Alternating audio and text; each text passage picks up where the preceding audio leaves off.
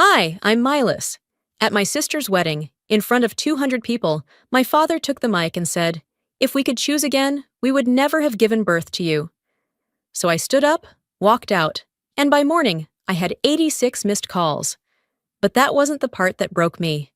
It was realizing they'd been using my name, for years, to open credit cards, fund events, even secure the venue for the wedding I wasn't wanted at. And the moment I pulled the plug, everything they built collapsed. Why did the golden child get the glory while I carried the debt? In silence. What else had they stolen from me, without ever saying a word? I pulled up to the estate in Napa, just after 1:30. The kind of place with gravel driveways so finely manicured, they looked curated. Rows of Chardonnay vines framed the hill behind the venue like a carefully placed backdrop, and I'd be lying if I said I didn't feel a flutter of nerves as I parked my car and stepped out. I had RSVP'd, like everyone else. I'd booked my own hotel, drove my own car, and I walked into the venue on my own 2 feet. No fanfare, no personal welcome, not even a casual, "Hey, good to see you," from the front desk. Just a clipboard with a list of names I wasn't on. Instead, the coordinator blinked, hesitated, and pulled out an iPad. "Oh, your family?" she asked, scrolling fast. I gave her my full name. She typed something, then finally said, "Oh, right. You're Zinnia's sister." Not Malis, not Ms. Caldwell, not even a first-name nod of familiarity. Just an attachment, an afterthought. That should have been my first clue. A cousin had sent me a screenshot of the digital invite a few days ago, after I mentioned I hadn't received one. The graphic was beautiful. Minimalist cream and gold, perfect calligraphy. Under, "With love, from our families," it listed Dorian and Vera Caldwell, and family of the bride. That was it. I wasn't there, not even in print. When I'd mentioned it to Zinnia, she'd laughed like I was overthinking. "Probably a printing glitch, May. Don't be dramatic. You know how Mom is with tech." I didn't reply, because I knew exactly how Mom was. With tech, with words, with perception. She was deliberate. Always. The staff led me toward the reception lawn. There were white tents, round tables with pastel runners, roses at every place setting. It smelled expensive and organized. Controlled. I followed the girl through the maze of smiling guests and soft jazz until we stopped at a table tucked near the service door. The overflow placard sat like a punchline. I glanced behind me. Yes, the kitchen's swinging door was maybe 6 feet away. I sat. The view was blocked by a decorative pillar, and the only people at my table were 2 older second cousins from Wisconsin and someone's +1 wearing AirPods. Across the courtyard, the main table shone under fairy lights. Zinnia, radiant. Mom and Dad at her sides. I spotted place cards. Aunt Carolyn, Uncle Marcus. Even the neighbor from our old street was seated front and center. But me? I was next to the staff entrance, sipping lukewarm white wine someone forgot to chill. I smiled. The kind people do when a waiter brings you the wrong dish, and you pretend it's fine, because sending it back feels worse. Dorian walked past not long after, talking to someone on the phone. He nodded at me, mid-sentence, then looked away before I could say anything. It wasn't cold. It was automatic. Vera arrived half an hour later in a silk lavender gown, air-kissing everyone like royalty. She hugged a cousin I hadn't seen in a decade, smiled at a child she barely knew. Her eyes landed on me. Passed. Didn't stop. A man leaned toward me from the next table. "Didn't know you were still in touch with the family," he said, in that falsely amused tone that pretends to joke, but really means it. I didn't answer. I sipped my wine and kept my eyes on Zinnia, who was now posing with a line of bridesmaids under the wisteria arch. I remembered the time she lost her college deposit because she forgot to sign the loan form. I'd paid it, quietly. No one ever brought it up again. Just like I'd paid the venue deposit, because Dorian's credit score couldn't swing it, and Mom said it was a technicality. "Of course we'll reimburse you," she'd promised. That was 5 months ago. They hadn't. Not that I needed the money. It wasn't about that. It was about being told, with every silent omission, that I was useful, but not worthy of acknowledgement, that I could pay, but not belong. As the sun dipped low, the rehearsal dinner moved into speeches. The mic crackled. People tapped forks against glasses. Vera stepped up to the stage, graceful and composed. "First of all," she began, voice honeyed, "thank you to everyone who made this day possible. My husband Dorian, our beautiful Zinnia, and all our loved ones who traveled to be here." She smiled at the crowd, eyes shining. She looked right at me, and then turned to her left and raised a toast. Over me, around me, through me. I didn't flinch. I just held my glass, fingers tightening, the rim trembling slightly against my palm. The applause faded as Vera stepped off the small stage, her hands still clasped like she was absorbing the afterglow of her own words. I remained in my seat, letting the hollow echo of her speech settle in my chest. The names she'd listed replayed in my mind like scratches on an old record. Every cousin, every neighbor, even that one woman from her book club. Everyone but me. I wasn't surprised, but being prepared for something doesn't make it hurt any less. There was a kind of craft to the way she excluded me. Seamless, socially acceptable. She didn't forget I was omitted, and everyone in that tent knew it.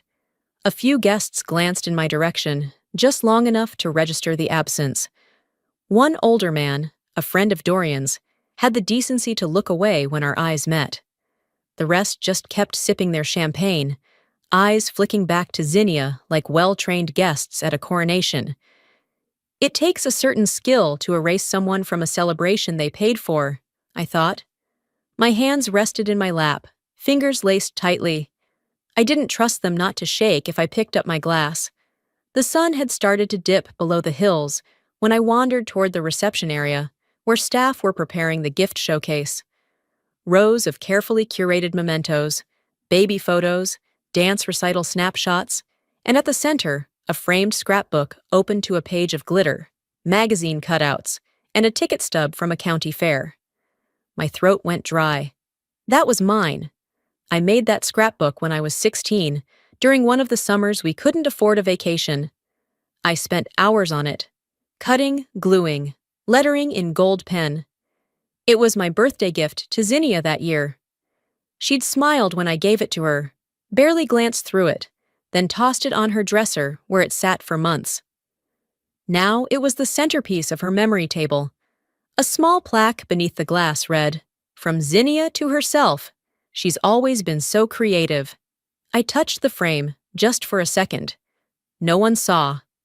Or if they did, they pretended not to. I backed away slowly, the world around me muffled by the sound of blood rushing in my ears. The garden lights had come on, soft and twinkling, casting everything in a romantic haze. Families clustered under the trellises, wine in hand, laughter rising like steam. I kept walking. Past the bar, past the photo booth, where someone was laughing in a giant heart-shaped pair of glasses. Past the rows of candlelit tables, where my name had never been carved into the seating chart. I reached the fountain at the edge of the lawn and sat down on the stone ledge, the cold seeping into my dress. I stared at the water, still and glowing in the light, and let the silence wrap around me. This wasn't new. The thefts had just become more elegant over time. When we were younger, I made birthday cards by hand. Zinnia would show them off to her friends as if she'd made them. Mom used to say, "Let her have this one. You get enough attention at school." I didn't, but I didn't argue. I stopped signing my work. Stopped making things altogether. Invisible things couldn't be stolen. That's what I taught myself. Until now. My phone buzzed in my purse. I pulled it out, unlocked it, and opened a blank message to Zinnia. "You can keep the credit, but you'll lose more than a name tonight." I stared at it, didn't send it. A sound behind me made me turn. Cassian stood a few feet away, hands in his pockets, looking strangely hesitant. "I saw the collage," he said softly. I didn't reply. He stepped closer, his voice low. "That scrapbook, I noticed the corner. You signed it. Bottom left. In gold ink. I looked at him then. Really looked. And that's when I realized I wasn't the only one who noticed what was stolen. The door to my suite closed behind me with a dull click. I stood for a moment, letting the silence settle. The hallway behind me buzzed faintly with distant laughter and clinking glasses. Life went on in the other rooms, the real family rooms, the ones with monogrammed welcome baskets and personalized notes from Vera herself. Mine was at the end of the guest wing, a converted storage room, barely touched since the last renovation.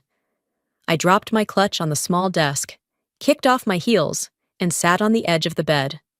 The mattress was too firm, the room too cold, the silence too loud. I pulled out my phone, opened the Notes app, and began typing. No plan, no agenda, just the slow unraveling of memory. It always started with something small. I was 19 when I sat across from Vera in our kitchen, the same worn table where she once taught me to cut out coupons from the Sunday paper. My hands were clenched in my lap. I'd said it fast before I could lose my nerve. Her expression didn't change. "You're pregnant?" she asked, like I'd said I'd lost my car keys.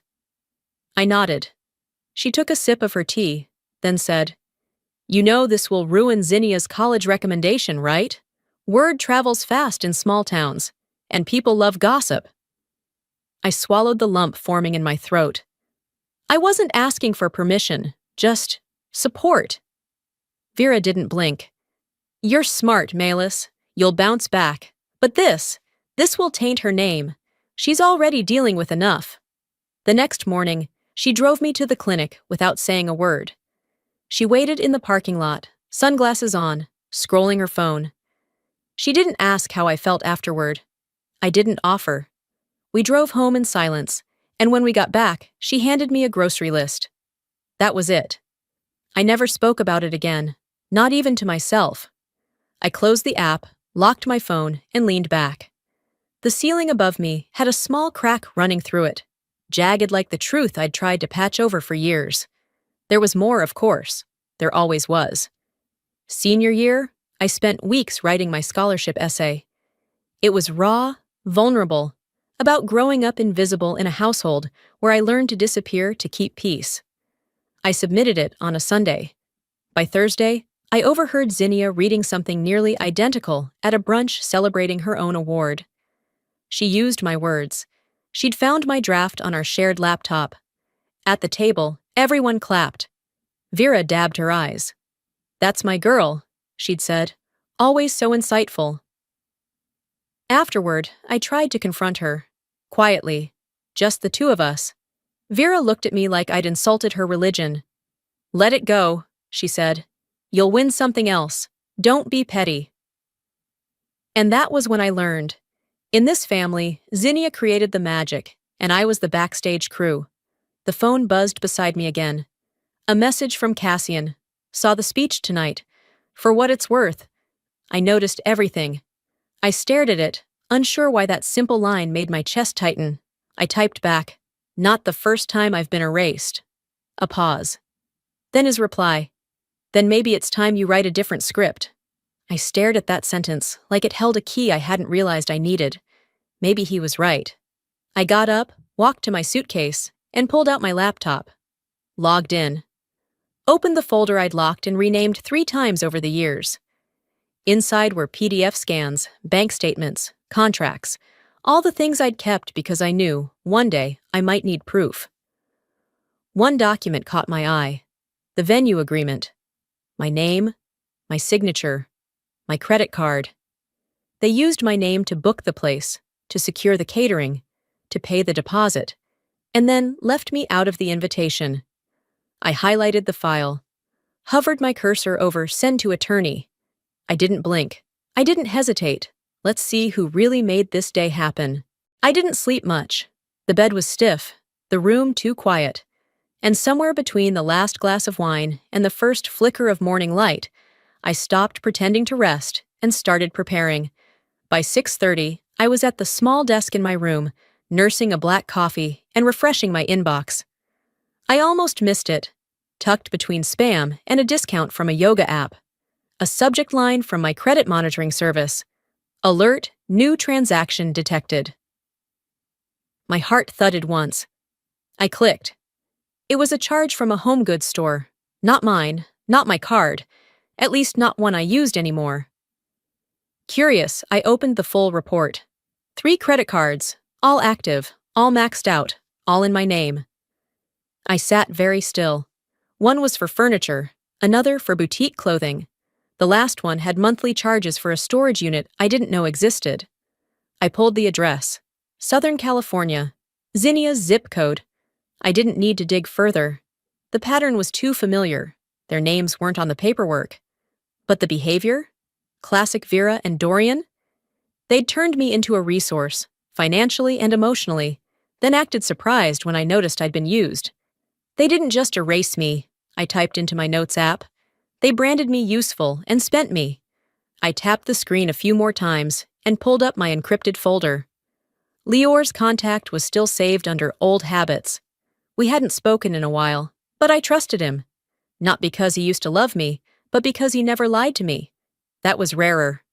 I sent the documents with a brief message. Can we talk? Found something. He replied in minutes. I'll call at 10. Don't do anything drastic.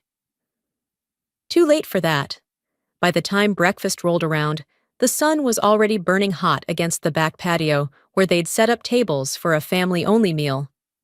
I wasn't hungry, but I went. Showing up, after all, was part of the game. I found a corner seat. Zinnia avoided eye contact. Vera played hostess. Dorian poured mimosas like nothing had ever gone wrong. After 20 minutes of surface chatter, Dorian leaned toward me and said, "Can we talk privately?" I didn't answer right away, just followed him through a side door into the garden walkway. The flowers smelled like chlorine and money. He stopped near a shaded bench and turned. Too smooth, too calm. "You're not thinking of making trouble today, are you?" I tilted my head. "Define trouble." He gave a short chuckle, eyes cold. "You've always been the quiet one. Don't change that now, or you'll regret it." I stared at him. Let him think that line had weight. He wasn't done. "You remember your first year of college?" he asked, lowering his voice. "You were in a fragile place, missed some classes, saw someone, if I remember right. We kept that quiet for you, protected your image." Ah, there it was. "We can destroy it too," he added. He thought fear would work. He thought I was still that girl who sat at the kitchen table waiting for them to approve of her. I took a breath, then met his gaze evenly. "You forget I have copies too. Maybe it's time the world sees all of it, yours included." He blinked. Just once. Then turned, lips tight, and walked away without another word. I didn't follow. I pulled out my phone, opened my notes app again, and typed, "They expect me to be silent. That's their first mistake." I scrolled through the evidence folder. Bank statements, screenshots, letters, timelines. I wasn't emotional anymore. I was methodical. I had stopped looking for an apology. Now I wanted accountability.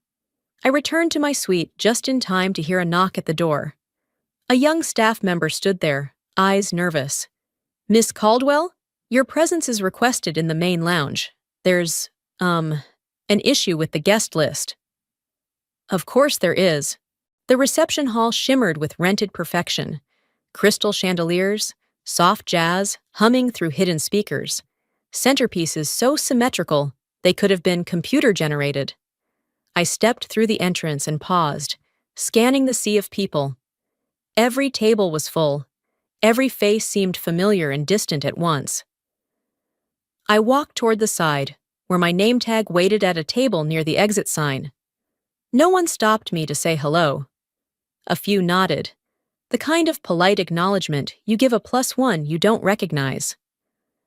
Someone's uncle clapped me lightly on the shoulder as he passed, saying, "Didn't expect to see you here?" Neither did I. At the main table, Zinnia sat radiant in her custom dress, hands resting delicately on the arm of Cassian's chair.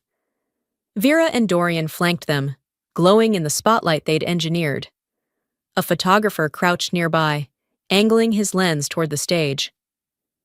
"Excuse me, miss," he said to me. "Could you step just a bit to the left? We're trying to get the family." I smiled, moved aside. I'd become an expert at that. The music dimmed, a signal for speeches. Forks clinked against glass. Vera rose first, commanding the room in a lavender gown that shimmered with every step. "Thank you all for being here," she began, her voice syrup smooth. "We're so proud of Zinnia. She's overcome so much. Her strength, our family's strength, it's what binds us." She smiled wide, gesturing toward the crowd. "To the friends who flew in, to those who stood by us, and to those who made this day possible, you know who you are." I didn't blink, not when she said it. Not when her gaze slipped past me like I wasn't sitting 10 feet away. I just held my glass and waited for the second blow. Dorian took the mic next. He straightened his jacket, cleared his throat, and chuckled. "You know, every family's got that one child who tests the waters, who pushes limits, who, let's be honest, makes you question your decisions." Laughter rippled through the guests. He looked at me, full eye contact. "If we could choose again," his voice didn't tremble, "we would never have given birth to you." There it was. Gasps. A few stunned murmurs.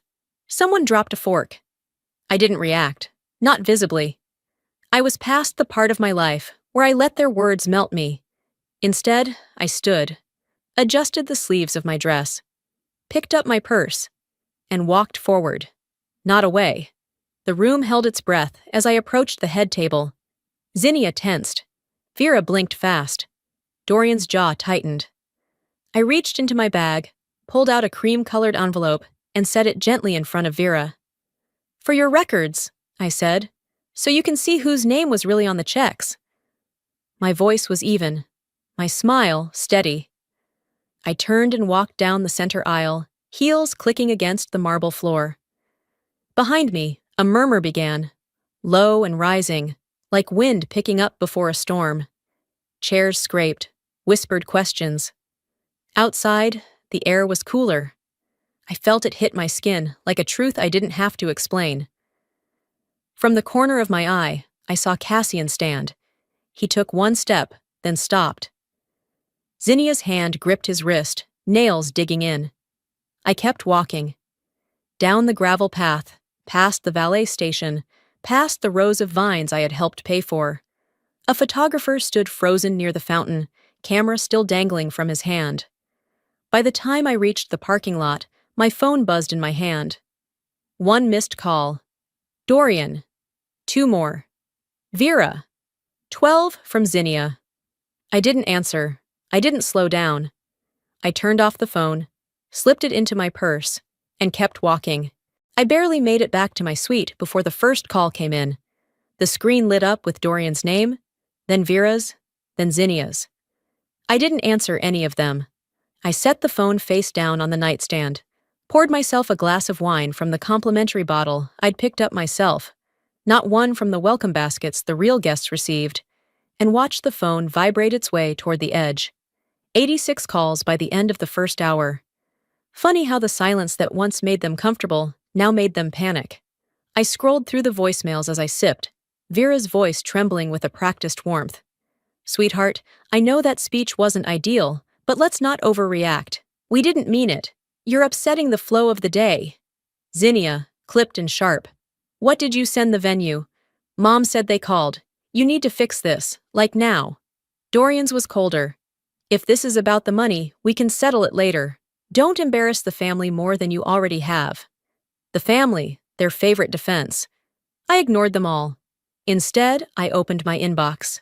There it was, an email from the events coordinator. "Maelis Caldwell, per clause 3.2 of our agreement, hosting permissions have been suspended pending verification of signer identity. We require your direct confirmation to proceed with the evening's events." I stared at it for a few seconds. Then I hit reply. "Yes, that's correct. This event was booked under my authority. Any continuation without my consent is a breach of contract. Send. 10 minutes later, my phone buzzed again. This time, it was a new number. The coordinator herself, flustered and breathless. Miss Caldwell, I just want to confirm, you're officially revoking access? I leaned back in the chair, crossed my legs, and said calmly, They used my name. They ignored my presence.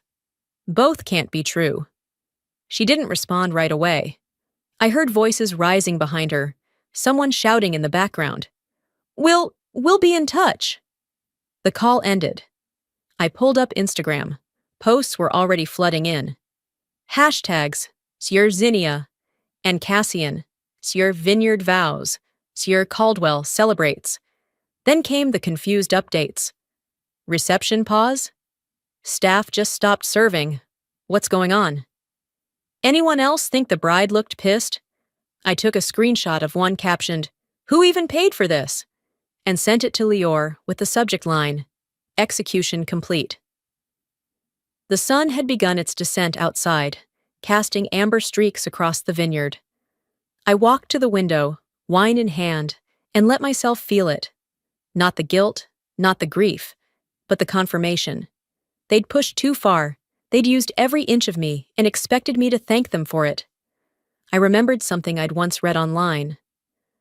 Sometimes the family you're born into isn't the one you're meant to keep. At the time, I thought it was a little dramatic. Now it felt like a benediction. The phone vibrated again. Voicemail number 27. I considered deleting it, then changed my mind. I hit play. Cassian's voice, low and steady. Maëlys, what you did, it changed everything. I need to talk to you. Alone. My thumb hovered over the screen. It stayed there longer than I expected. It was nearly dusk when the text came in. We're all here. Can you come back so we can talk?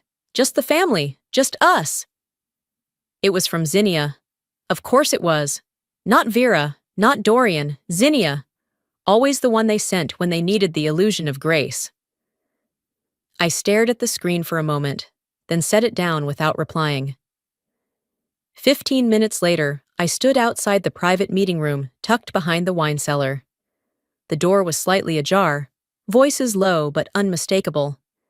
I tapped record on my phone, slipped it into my coat pocket, and walked in. The scene was staged like a therapeutic circle, chairs arranged in a half moon. Vera sat poised, one leg crossed neatly over the other. Dorian looked tense, arms folded. Zinnia feigned softness with a neutral smile. Then I saw her. Avon. She sat between Vera and Zinnia like she belonged there. My childhood friend. The one who used to sleep over at our house when her parents fought. The one I told every secret to until I learned she'd stopped keeping them. I didn't say anything, just sat. Zinnia was the first to speak. We didn't expect this from you, Maëlys, but we understand. She reached out a hand that hovered, never landing. We're family. We forgive you. If you're ready to make things right. Vera chimed in, voice syrupy. You hurt your sister. A lot of people were embarrassed, but it's not too late to fix it. I looked at them. All of them. Then, slowly, I reached into my coat pocket, pulled out my phone, and placed it face up on the table.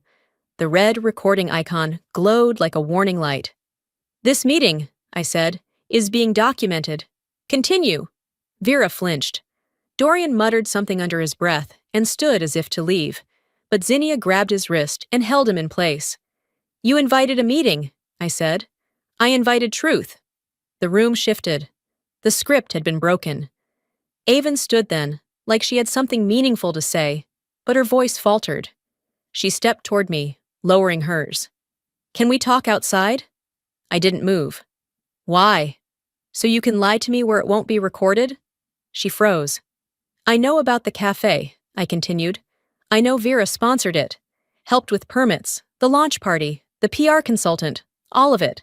She opened her mouth, then closed it again. Her silence said more than any excuse would have. You weren't neutral, I said, turning my gaze toward Vera. You were bought. Zinnia's voice rose, brittle. This is ridiculous. We're trying to be reasonable. I stood. No, I said. You're trying to recover control. You wanted me quiet. I gave you silence for years. This is what happens when you break that contract. I turned and walked out, past the rows of wine bottles, past the whispers that tried to claw at my back. Outside, the air was thick with the scent of wet vines and dust. Cassian leaned against the stone wall near the fountain, hands in his pockets. He didn't say anything, just nodded as I passed. That was enough. Back in my suite, I slipped off my heels and poured another glass of water. My phone buzzed again. This time, it was from Lior. Subject: Media inquiry. Wedding collapse story in circulation. Want to comment? I stared at it for a long second. Then, aloud, to no one, I said, "Let them print it." It started with a ping, then another, then a flood. I was sitting on the porch of my rental, with a cup of coffee going cold in my hands, when I noticed the buzzing wouldn't stop. My phone lit up with text after text, notifications stacked like a tower ready to fall. I opened Instagram first. My cousin Sarah, sweet, oblivious Sarah, had posted a clip from the reception. Just the toast. She'd captioned it innocently. But it wasn't just the toast. It was the moment Dorian, standing beneath fairy lights and chandeliers, said the words, "If we could choose again, we would never have given birth to you." Someone had reposted it on TikTok. Then someone else. The caption read, "WTF did her dad just say?" And then came the comments. "This is abuse. You can tell she's been their scapegoat for years. Someone find this woman and tell her she's not crazy." I watched the clip play again and again. My face wasn't visible in the shot, but my silence was. The way I stood, the way I didn't flinch, the way I walked out. It went viral in under 2 hours. Zinnia texted me, "Take it down, you're ruining lives." I didn't respond, because the truth didn't belong to them anymore. It belonged to whoever needed to hear it and say, "Me too." By morning, my name was trending in ways I never imagined. Not for an award, not for a title, but for surviving something most people never even realized was real. I thought I'd feel satisfaction. Instead, I felt clarity. The knock at the door came just before 9. I knew who it was before I opened it. Cassian stood on the step, wrinkled shirt, tired eyes. He held a coffee, unopened. For me, I guessed. "I didn't sign up to marry into cruelty," he said. He didn't ask to come in, just sat down on the edge of the porch, like he'd done it 1,000 times before. "During the intervention," he said, "Zinnia laughed, said you were being dramatic, said you always had a flair for spectacle." He looked over at me. That's when I realized, you weren't the problem, they were. We didn't talk much more. He left the coffee on the railing when he stood. I watched him walk back to his car. He didn't look back. An hour later, I saw his post. "Respect should start at home. I won't marry into a legacy of emotional abuse." Vera would be furious. Dorian would probably sue someone. Zinnia, well, Zinnia would spiral. I didn't have to imagine it. I could already hear her voice in my head. How dare he? How dare I? What would people think? I didn't feel joy. Not exactly. But there was a quiet release. Like a breath I'd held since childhood had finally found its way out. They built a castle out of my silence. Now they could choke on the dust. Lior called around noon. "They're panicking," he said. "A few outlets want statements. I've told them no comment, for now." "I didn't mean for it to go this far," I said. Lior was quiet for a second. But this is what happens when truth stops being whispered. I nodded, even though he couldn't see me.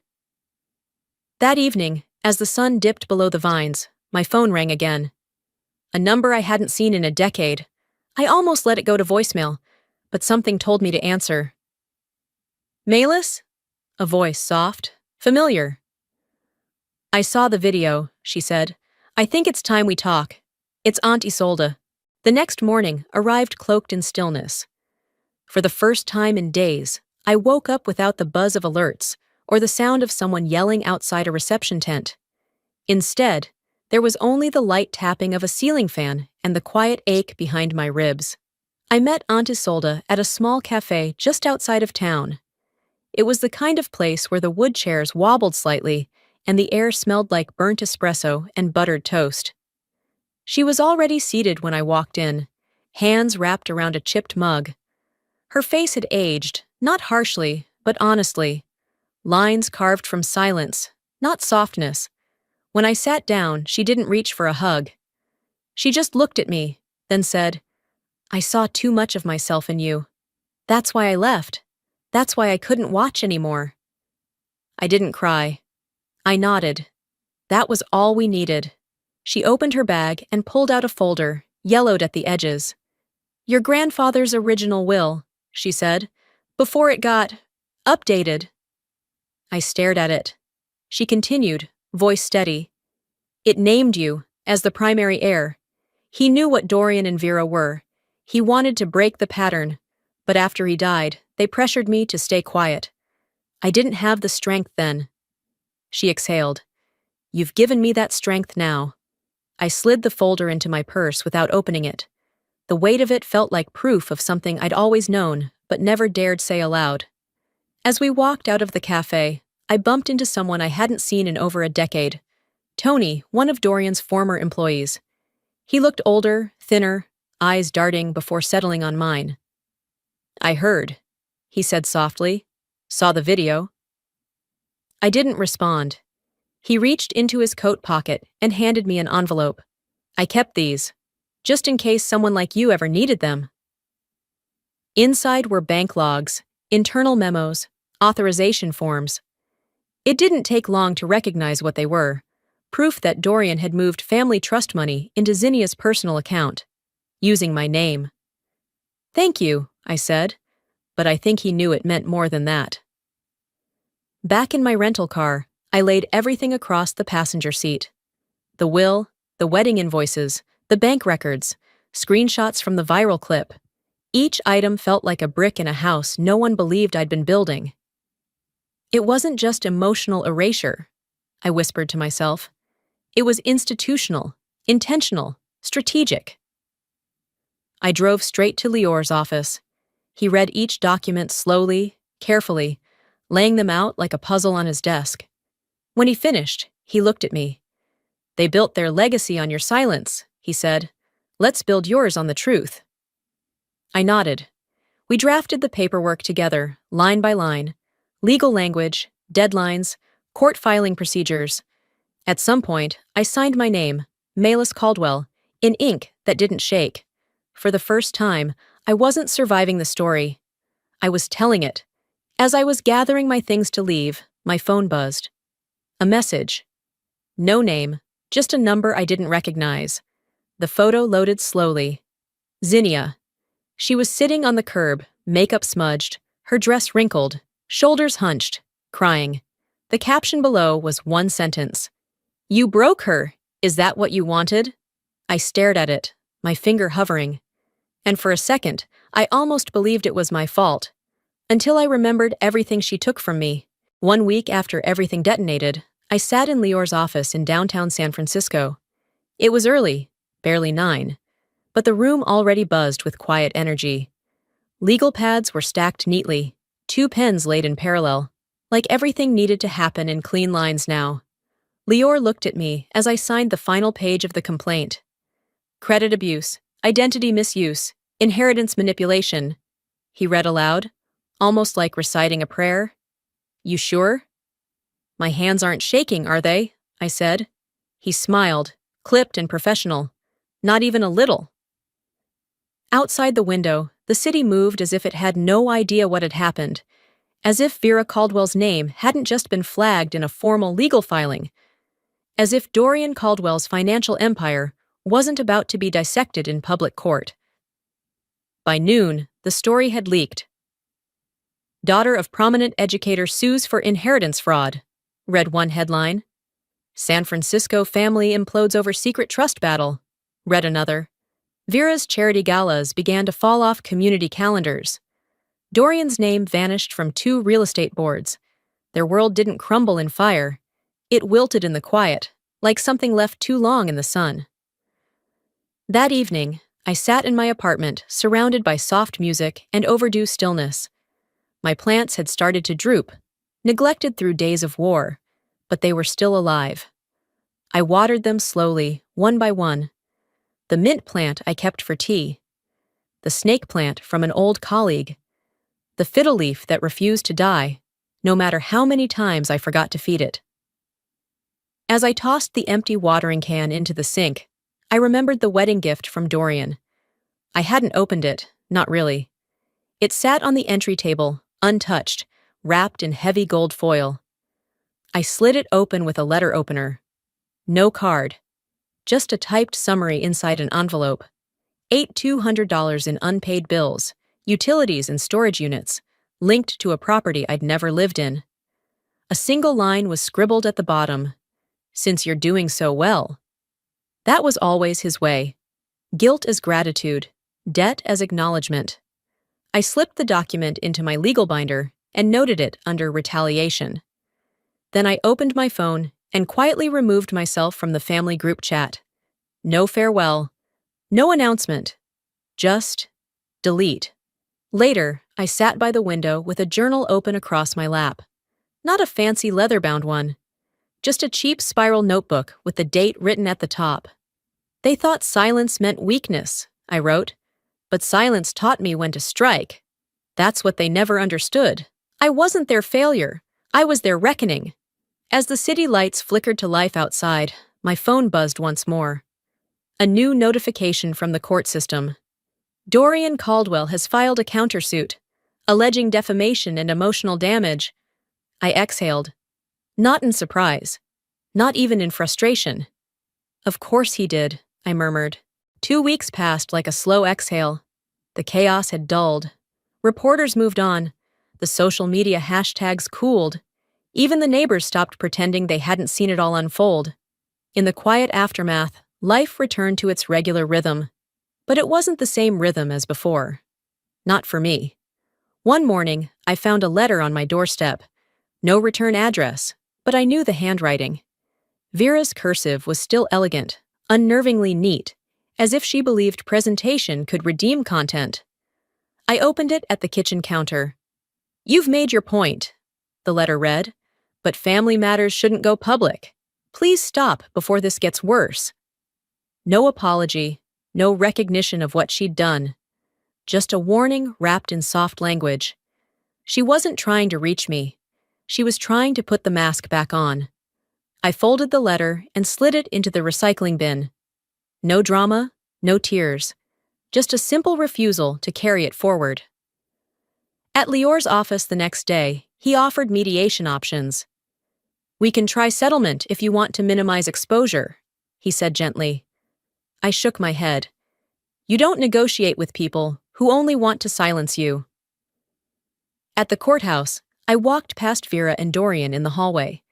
They stood near a bench, whispering.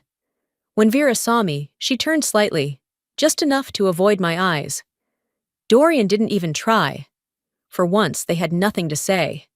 Back home, I stared at my phone for a long moment before tapping the voicemail icon. Zinnia's message sat unopened, time-stamped from 4 days ago. I didn't listen to it. I deleted it without hesitation. Later that night, I pulled out an old flash drive and opened a home video from when we were kids. The screen flickered to life with grainy footage. Zinnia's 8th birthday party. Balloons, cupcakes, paper crowns. And in the background, a 5-year-old version of me, twirling alone in the corner while everyone else sang around her. That's who I'd been fighting for. Not the version of me who learned how to survive their neglect, but the one who hadn't learned yet. The one who still danced, hoping someone would notice. I opened my journal and wrote, I didn't win because they lost. I won because I stopped needing their permission to exist. That sentence sat with me, like truth often does. Quiet, but undeniable. That same week, I began working on something new. A resource guide for adult children estranged from abusive families. A place to find language for what we couldn't name. A place where silence wasn't the price of peace. I called it The Uninvited. As I stapled the first few pages together, a knock came at the door. The mail carrier handed me a certified envelope. My name, typed. The sender, Trust Estate Office, Bayview Legal. I opened it at the table, tea still steaming beside me. The first line read, "After recent developments and submission of new evidence, the Estate Review Board has determined that the original will shall be reinstated." I froze. The one thing they fought hardest to keep was finally coming back to me. The courtroom smelled like paper and polished wood. I walked in wearing a dark suit, not to hide, not to blend in, but because it felt like armor. Vera sat at the far end, her posture tight, lips drawn thin. Dorian looked smaller than I remembered, his usual smugness replaced by a stiffness that no amount of cologne could mask. I didn't look at them when I sat down. The judge, a woman in her 60s with sharp eyes and a voice that cut clean, shuffled her notes before speaking. Based on documentation, testimony, and submission of the original will, the trust estate shall revert to its originally intended heir, Malus Caldwell. Silence. Vera closed her eyes, not in grief, but in calculation. Dorian opened his mouth, a protest forming, but the judge raised a hand. "Mr. Caldwell, we are not debating facts today." I stood, slowly, my movements deliberate. The room felt smaller than when I'd entered, but I felt larger. Outside, reporters waited. Microphones rose like blades when I stepped out. One shouted, "Ms. Caldwell, do you feel vindicated?" I stopped walking just long enough to answer. They fought to erase me, but I was written into this legacy long before they tried. I didn't stay for more questions. As I descended the courthouse steps, Zinnia appeared, hair disheveled, tears barely dried. She pushed through the crowd. "You ruined everything," she hissed. "Are you happy?" I looked at her, really looked at her. "No," I said. "I'm not happy. I'm finally whole." And I kept walking. 1 month later, I launched the project, an online platform for people like me, those exiled by their own blood, gaslit into silence. I called it Unwritten Heirs. It wasn't about revenge, it was about voice. A week after the launch, the New York Times published a piece titled, "When Silence Isn't Golden." My name was in the byline, not as the subject, as the author. I visited my grandfather's grave the following Sunday. The wind was gentle, the sky quiet. I placed a small stone on his marker and whispered, "They buried the truth." But it grew anyway. I didn't cry. I didn't need to. Back at home, a letter waited. It was from the court. A check enclosed. Restitution, back interest, damages. It came with no apology, only a number. I deposited it the same day and wrote a new check of my own. This one was made out to a small nonprofit that offered scholarships to young women who'd aged out of foster care. On the memo line, I wrote, "In honor of those who were never named." That night, I walked through my apartment, bare feet brushing against warm hardwood. I passed by the bookshelf, where a framed clipping from the Times stood upright. I paused and looked at it. "They thought they raised a compliant daughter," I said aloud, "but they raised a woman who rewrote the ending,